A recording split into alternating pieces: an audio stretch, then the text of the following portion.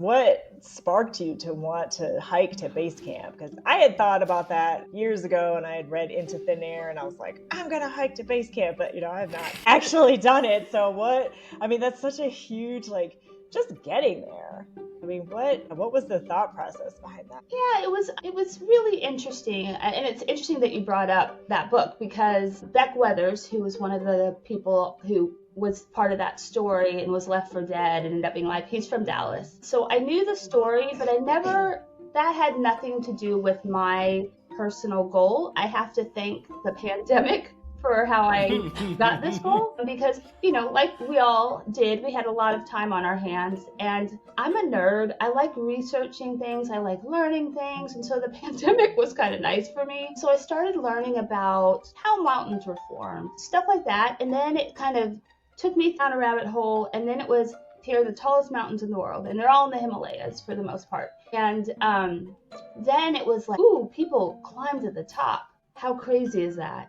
Welcome back to Rhythm in Rome with Beneth, Paul, and Trisha, where we discuss our travel adventures and explore cultural differences, similarities, misconceptions, and all the craziness in between. Get ready for a passport knuckle ride. Oh, mountains or beach? Jeez. I'm going to go with mountains for this interview. Yeah, good choice. Yeah. It could definitely change though. Sunrise or sunset? Oh my goodness. I think for me, sunrise, because it just shows that there's hope for the new day. Good one. Didn't think about that. Paris cafe or Dubai rooftop? Dubai. Nice. Payback, Paul. Payback.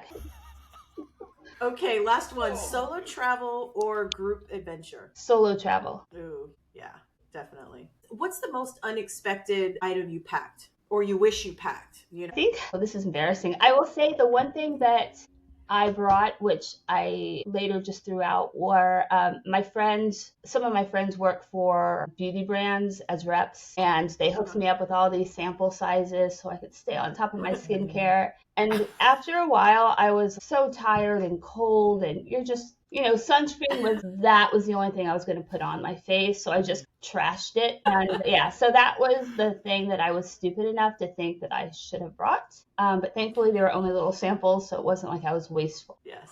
Well, if anything, someone who comes along the way may see it. Yeah.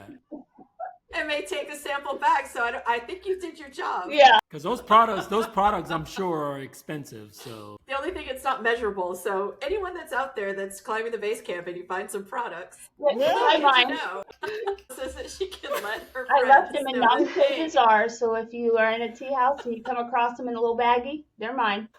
Okay. Well, there you go. So, I was going to say that's a good marketing ploy. I'm just saying, I'm trying to help you out, Angie, because I don't know. It might not have been a mistake. I think that and they were some on-trend marketing here they're starting. And they were Dr. Barbara Strum products. So there you go. Yeah.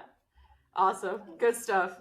What sparked you to want to hike to base camp? Because I had thought about that years ago and I had read Into Thin Air and I was like, I'm going to hike to base camp, but not actually done it. What was the thought process behind that? I have to thank the pandemic for how I got this goal because, like we all did, we had a lot of time on our hands, and I'm a nerd. I like researching things. I like learning things. And so the pandemic was kind of nice for me. And so I started learning about how mountains were formed, stuff like that. And then it kind of took me through a rabbit hole or down a rabbit hole. And then it was, here are the 8Ks, here are the tallest mountains in the world. And they're all in the Himalayas for the most part. And, then it was like, ooh, people climb to the top. How crazy is that? And then I watched pretty much every disaster video on hiking or climbing to the 8K summit. And then I was fascinated because the will, right, that it takes to accomplish something like that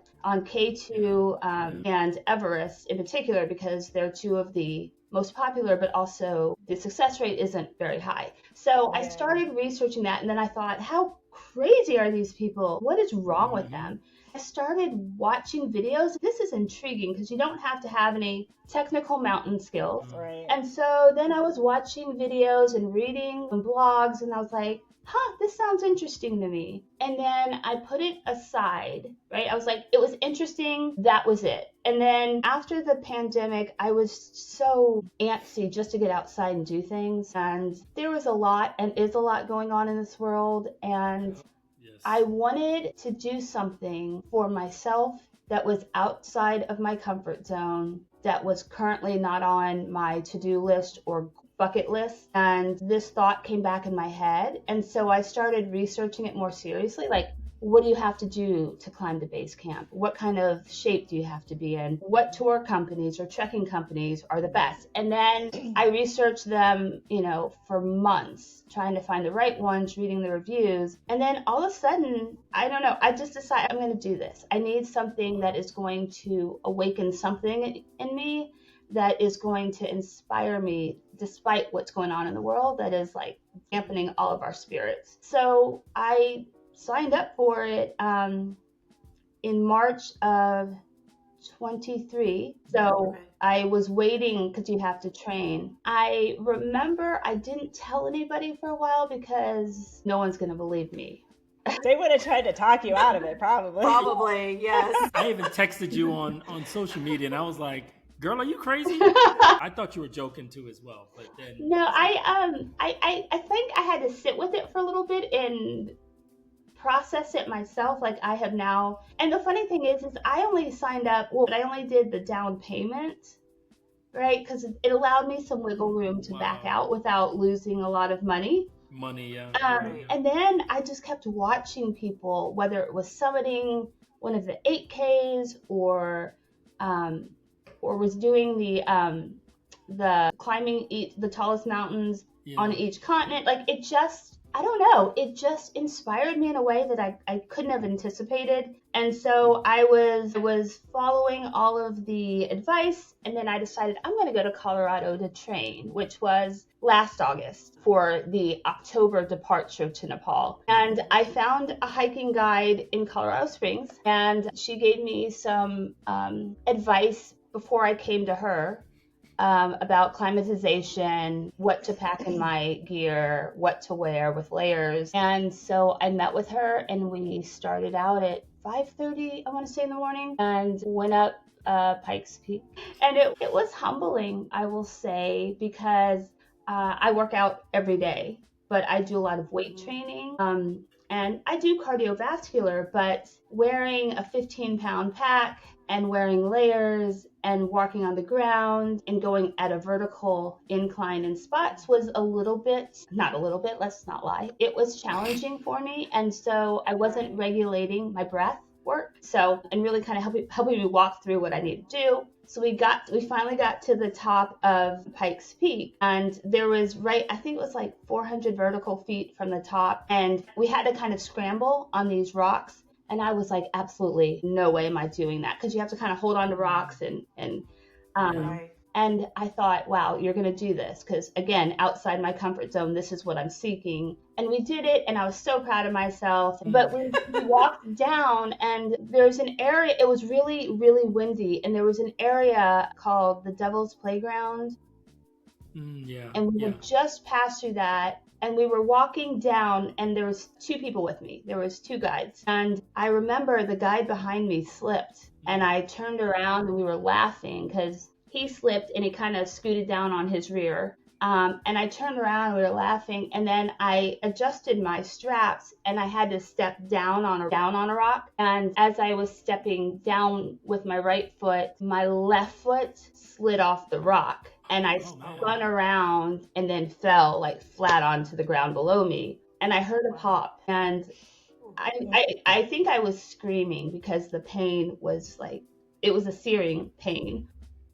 And they got me laying down. My boots covered my ankle, which now I realize is a saving grace in the story. But they could determine that the ankle wasn't broken. They didn't take the boot off, but they could feel. And so they said we were right above the tree line. I mean, the tree lines were probably 20 feet ahead of us, the start of the tree line. And so They said we can call a rescue helicopter or we can try to get down, which was, we had 3 more miles down. Mm-hmm. I just remember they were calling people, trying to figure it out. And I started crying because all I could think of was I wasn't going to be able to go to Nepal in October. Yeah. That's the only thing I was thinking about. I was like, it's just a sprain, no big deal. I went to the hotel and they were a little horrified. But they brought me ice and whatnot. And I finally took my boot off and I was like, that looks a little bad. I sent my family a message and showed them photos and promised I would go to the ER the next day. And I did. And they took x-rays. And they said, well, it's not broken, but there is something wrong. And we suggest that you get back to Dallas and talk to a ortho surgeon. Got back to Dallas and I was able to see an ortho 4 days later. And he said, you have torn all of your ligaments from both leg bones to the ankle bone. So the boot was essentially holding my ankle in place because I had torn everything holding the 2 leg bones to the ankle bones. Well, you didn't explain that in the social media post that you posted. No. So I had to have surgery within the next week, and I had 4 pieces of metal, including wire, to pull the leg bones back together. They're still in my ankle, and I had to go through 4.5 months of physical therapy, and I graduated on December 1st. And then I decided I was going to reschedule my trip for April 12th. And so I committed to that date and I had to get back into hardcore beast mode training that led up to my trips. Tell us some more about the emotional demands that it had and the challenges there. Was there any, or were you emotionally, equipped, I guess? Absolutely not. I can say that with certainty. I was not prepared. Yeah. I was prepared. I don't even know that I can say that I wasn't even prepared physically. Yeah. I think that I probably rushed the recovery a little too fast because I was only focusing on one leg for 4.5 months of physical therapy. I wasn't really able to work out. Otherwise, when I arrived in Nepal, I was so excited.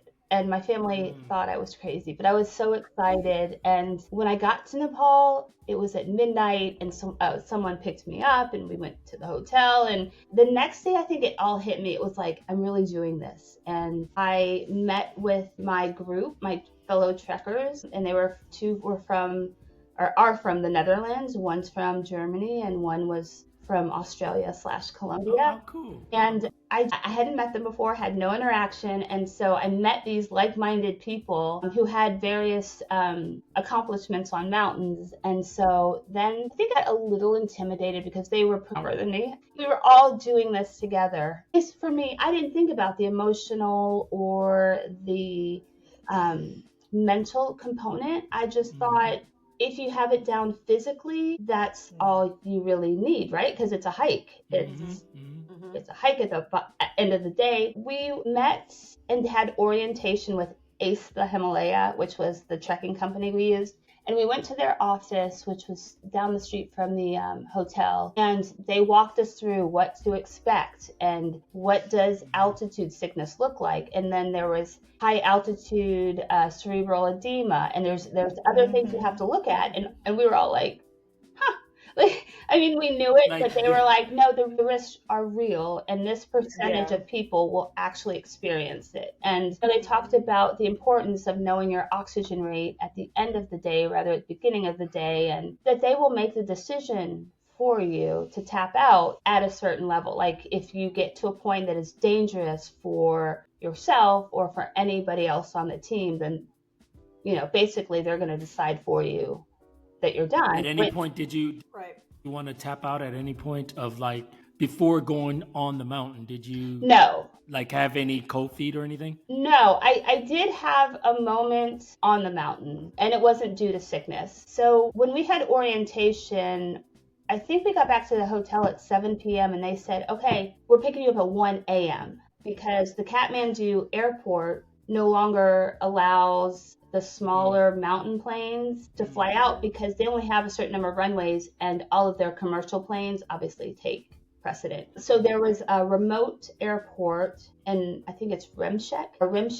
It's one of those. So it requires a 5-hour drive to catch a small plane to go to Lukla, which is the most dangerous airport in the world. Oh, yeah, I heard about that. I have, because is it like surrounded by, like, the entrance is really difficult? Yeah, the entrance, once you commit to a landing, you're gonna land and you're gonna crash. Is that the helicopter wild. ride No, that you had to do? it's a plane. It's a plane. Okay. It's a plane. I thought you said something about a helicopter before. Oh yeah, the helicopter's at the end. Okay, gotcha. We had to go over this terrain that was extremely bumpy. Like, we were flying across the shuttles and there was no seatbelts. Oh my gosh. So no sleeping. And actually one of the girls ended up getting car sick at the end. And I think if we had stayed on that road too much longer, all of us would have been. But, we pulled over, we got some fresh air, we got it together. I was praying that trip was almost over. And then we got to the airport and it was organized chaos, in my opinion. Like, there was all these different groups waiting for planes. And somehow, these planes just kept flying in. They pick up a group, they take off, another plane comes in. And so they land in Lukla, they unload, they take a group off, they land. I mean, it is just this well-oiled machine. And they have to get in the weather windows, right? Because that's a big factor. And so we were waiting for this plane. We were sitting out on a grass patch. I mean, there's no real waiting area. And so they were like, you're up. And so we had to go through their version of security. And we were patted down. We went through a screening machine. And so we were like trying to make it down this little rampway to our plane. And the plane's already refueled and they're throwing our bags on. And we get on the plane and there's only one seat per row, because these are special planes. And so everybody had a window seat. So I remember reading, sit on the left side. I just remember someone saying, sit on the left side, because that's where you'll see the Himalayas. And we took off and I was praying and then you could see the Himalayas. And that was the moment where everything became real, because you're looking at them and then you're flying through them.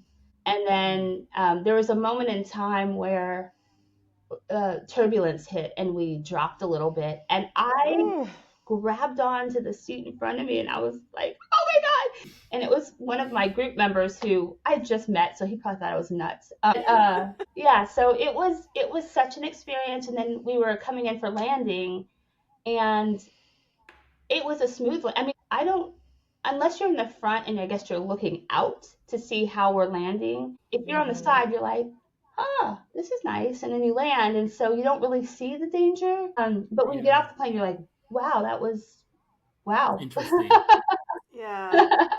So Anjie, this was a vacation or an adventure within an adventure, really. But you really kind of packed it all. You got sightseeing. You have this journey on an airplane just to get there. But how awe-inspiring, just in general, just this trip that you've taken us this little bit. How much we've learned from you about this adventure that you were on, and this is just the beginning. Yeah, we haven't even gotten to the base camp yet. Just getting to the starting point of the hike. When you landed at that point, were there checks that you did for yourself, like our mind check about this whole experience that you've been on thus far? No, I think because we got off the plane and then it's not much of an airport, so all of a sudden people are grabbing your bags. Our porters, we met our porters, who, bless them, they carried our bags all the way up the mountain. We met our guide. Wow. We went right to lunch and overlooking the Himalayas, and I think we were all just stunned, because this, for all of us, was a dream.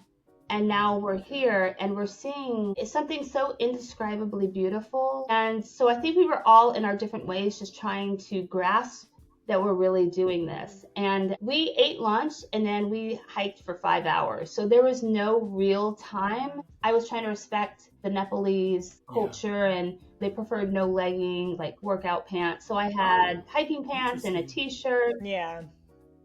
It was not hot ever. It was never hot. It was comfortable. But when you started to go up, obviously it starts to change. Yeah. And then you start to layer. Were you having, like, the next village, were you in a lodge, or did you have to set up tents? No. So in Nepal, they have these villages that are true villages, but there's no cars, there's no roads. There's mules, there are yaks, and there are porters. That's the only way you get supplies up and down. Okay. Wow. So we stayed in tea houses, there's nothing, I think, probably in Europe or the US that I can think of. It is basically a wood-framed hotel, like motel. Yeah. Very small, no heat. No heat. Oh God, no. Why do I feel like you were in the military? You had, for our first, I think, 2 villages, we had access to showers and hot water. And then after that, no. Well, I wouldn't believe that there was an infrastructure for that. No, there's not. And really, and what I've read also, Anjie, is it true that these villages basically support? I mean, this is the porters. This is where I guess they've settled in a sense. So that's how they've got started, because they're the ones who are the ones, like you said, taking the supplies back and forth. But this is their home and where they live. Yeah, and they're called Sherpa. So it's the Sherpas. Yeah. And they are the most beautiful people I've seen. Just the kindness and their willingness to help, and their just everything about them gave me some perspective on what to bring back to the US. For your food, do you guys have something like an MRE, like meals ready to eat kind of thing? Or no, so each tea house, so it is a functioning village. So there are people that have farms, and there are businesses that are geared specifically for hikers and mountaineers. So supplies, soft drinks, which is a big thing, American and European snacks. So, so each tea house has a gathering room, which is really only room that has heat. So people truly do gather there, and they have kitchens, and so they have menus. And I was blown away because a lot of these menus were 4 pages long. They were able to make a lot of the traditional Nepali food, and so I had a lot of pasta and eggs because of the carbs and then the protein. One of the things we were told as Westerners was not to eat the beef because they store it differently than what we're used to, and they're cleaning. So they only get the meat brought up. So there's you also have the culture and the religious aspect where part of the mountain you don't kill anything, so they have to bring meat up. And the only way to do it is on a yak or a person. And so everything is a little bit different. And so I just focused on, things that wouldn't upset my stomach. I didn't want to take any chances with my God, no. Even with, foods that I have never had before. I just didn't want anything to happen because the bathroom situation is a whole other animal. Yeah, I can't. Was it like a hole in the ground or just like a little outhouse, basically? So there were toilets, but you had to bring your own toilet paper. Toilet paper. Yeah, sure. You had to bring your own toilet paper. And then, if you have to go out on the trail, you're going behind a rock or somewhere. Yeah. Right. And so, but you don't want to have an upset stomach. No, good Lord, no.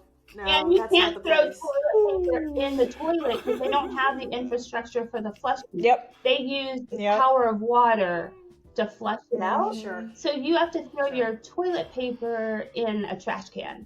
And so... Man, this is awesome. Yeah. It's exactly like the Japanese. When we hiked to the top of Mount To, we stayed in one of those little lodges. It's exactly the same. Oh, God. Yeah, but they made the Japanese, they made them take the toilet paper back with them. And I was like, I am not doing that. Nasty. I put it in the trash. But I think my husband had to, because I don't think they had trash in the men's area. They did for the women. I was like, I'm not bringing my toilet paper in a bone with me. Well, but Anjie, we just did a show on sustainable travel, and you've already proven our point of exactly where this comes from, about this very thing of respecting, you mentioned two things, culture. Is respecting the culture and the local way of how things are done, like you said, in your dress, but then also, the fact that you had to recycle your paper, and, they're using water to flush the toilets, and just really different things. I mean, you just took it on a whole nother level, which you really brought to life. So thank you for that. So there's this new rule from Everest, from the Nepali government, that you have to leave no trace mountain. The mountaineers, the true ones that go summit, they have left it trashed. They leave their oxygen bottles, they leave their food to rot, they leave their tents, they leave all the stuff, because it's such a hard climb, and coming down you need to dump weight because of the fatigue. Yeah, of course. And so then, with it being so cold, it doesn't melt, it doesn't move. And I was going to say, it doesn't biodegradable or anything. And you can't go up there and clean it, really, because that is putting people's lives at risk to go dig the stuff out of the ice. So Anjie, I have a question for you, and it's, with you being a mixed race woman and doing this, and from the South, and how people perceive what it is to live in the South, how, now that you've done this climb, base camp, how do you perceive that? I think I look at it differently. When I was in Nepal, whether it was on the trek or whether it was in Kathmandu, I think that I was blown away by how many people from all over the world had come together for whatever reasons to come to Nepal. So I did see people from Africa and from Brazil and from Peru. I think what is lacking isn't the representation of a certain group. I think that it is one of those places as a country that we being the US, it's really not on anybody's radar. Whereas the countries that, like, there are a lot of Australians and I think that the lack of representation isn't something that is experienced in other countries. Because Nepal is not like this foreign, faraway place. It's something that's of interest, whether it's climbing or not. So when I was there, I did see people of color. So I guess I didn't have that perspective. I wasn't thinking of it from that angle. What I thought of, and what I still hold true, is that we as a country probably don't think about some of these other countries, like Bhutan, or, well, Myanmar is not a place to go, but like some of these small, one of the women I was in a trek with went to Sri Lanka after she left base camp. So, that wasn't on my radar. So I think that representation, whether it's female, male, black, white, Hispanic, Asian, whatever that may be, I think it's because it's not access, I think it's more interest. In this country, which is more limiting. I don't lack of understanding, though. I think we don't. Yeah, we just we're so like Eurocentric. I mean, obviously US centric, and just understanding the different countries in Asia is not. Well, outside of China and Japan, and so, what would you say to your fellow Americans, to women, to inspire them to actually try something? So.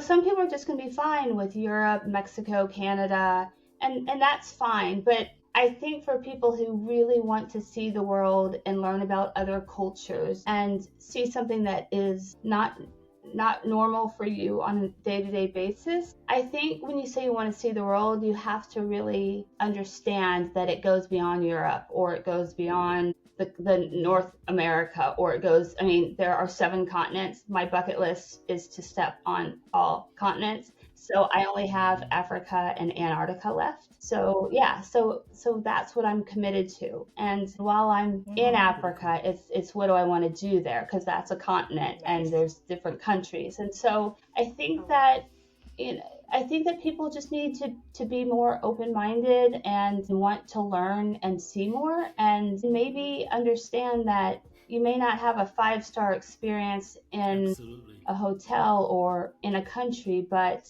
I think the beauty of it is not found in a hotel or, concierge services. It's really just the untapped beauty that is found in so many different places. After base camp, I helicoptered through the Himalayas. That was an experience I wanted. The rest of my group did not do that. They hiked all the way down. So that added an additional cost for me. And then when we were in Lukla, a storm came in that brought snow to the mountain and brought fog to the airport. So it was closed for 2 days. So I paid $400 to go on a helicopter back down to the capital. I will say that what I wasn't prepared for was the emotional and mental toll that the hike took. I just think that there were parts where I was tired. I was physically tired. It just looked like it was endless, just vertical climb. I mean, I think our total up was 41 miles. And so over 8 days. So you are just climbing, eating, sleeping. We had to sleep in our sleeping bags with no heat. And the higher you got, I mean, it was fine in the sleeping bags, but then you had to get out and you were cold and there was, you didn't shower. So, and then you just get tired and then the altitude gets thinner. And so your mind, there's one day I broke down in tears. I just could not stop crying. Goes crazy. Yeah. I'll just leave it with this, is I always had the goal of getting to base camp. And I did cry when I got to base camp. But because it meant more than just getting to base camp for me, it meant so much more. And coming off of the surgery and getting up to this point. And also I had a psychological barrier because of the fall that every time I stepped down, my brain just froze. So there are parts where I would slow down because I started to get a little fearful with my ankle. But I will say that the whole lesson in this for me, which leaves me giddy, is that it wasn't, at first it started about getting to base camp. And then now that I look back, it was the days from getting on that plane and flying into the mountains and starting the trek up until base camp, where I felt my whole being changed. Everything, like I felt grounded. I felt a connection to nature. I felt a spiritual connection. I restored my faith in a lot of things. And so the lesson for me wasn't about the base camp anymore. It was about what I showed myself in the journey up, because I thought I was in shape, and I was. There were some days I was just hauling, and then there were some days where I was struggling, and the last one in the group. And, and part of that's mental, like you're just starting to mentally check out. And so I will just tell people that if they're going to do this or do anything like Kilimanjaro or another, big mountain, to understand that you can train all you want, but you can't prepare yourself for these types of moments, and to walk head on into these feelings and accept them and deal with them and not shy away from them, because that's where the growth is. Like, I don't want it to sound cheesy, but I look back and I think of every moment that I was like, this sucks, which was only a short amount of time, but I was like, this was my favorite moment, because I faced my fear, I faced my mental blocks, and I was like, I can't let anybody else down on this group. I can't take a resource away from this group, and I'm not a quitter. So, I would say that's an experience that I've never had in any other country. I've been all over the world. I've never had an experience like this, and I probably never will. And and now I'm looking at my next mountain to climb. So thank you so much, Anjie. Not letting me. All right, Anjie, it was great talking to you. We'll talk to you later. Yeah. We'll see you soon. All right. Bye. Bye. Thank you for tuning in to another amazing episode. Anjie had some wonderful experiences on the mountain. But if you like this content and any other content that we have been producing for you, please do check us out at our website on redefining.com, and you can catch up on all the previous episodes. And as well, do not forget to like, and if you haven't already subscribed to our YouTube channel, please do. And we would, if you do like our content and would like to support us, please go to buymeacoffee.com/rhythm and roam, and there you can buy us a coffee or a mini coffee and support us so we can continue to bring this wonderful content to you. And you certainly don't want to forget, we have in the book, certainly about these experiences, but just on the very fact that what Anjie was talking about the mindset and how that can sometimes be a barrier on your trip. So we'd love for you to grab a copy. You can grab it on Amazon, Barnes & Buy an actual printed copy. So So we look forward to you all having that Take experience. care.